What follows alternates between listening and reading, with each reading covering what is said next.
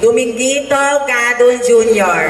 Ang ngalan na hambal halin sa lulo ko. Ngani, dapat na magkayad ako. Kaya bakla sa lahi nga do. Doming! Kakapaning, sayang naman tong beauty ko. Kung matamba ka ang permihawa ko. Tapos, talawa, duralay kablo. Hay, kung 6'8" niya sandas, bambongga ko dito. Hay, tay.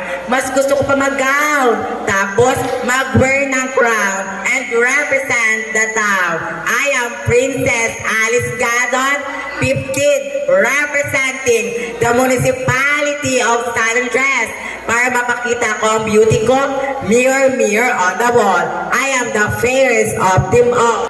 Kaya labis ako nagtataka nung ako ay nakasalumuhang lalaki at nakabihis babae at babae nakabihis lalaki.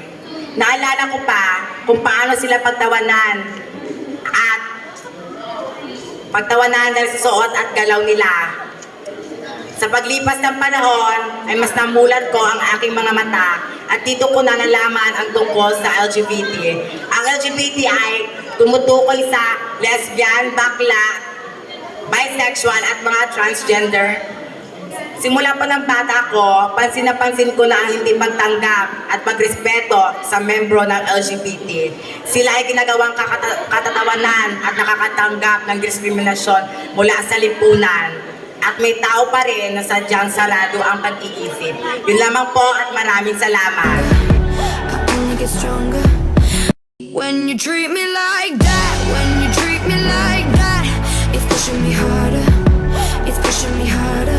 When you're breaking my back, when you're breaking my back, I only get stronger, I only get stronger. Open up my heart like the greatest treasure chest. I am blessed. Yeah, I am blessed.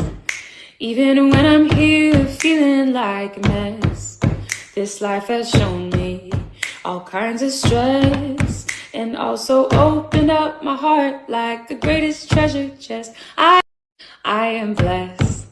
Yeah, I am blessed. So open up my heart like the greatest treasure chest. I am blessed. Yeah, I am blessed. Even when I'm here feeling like a mess, this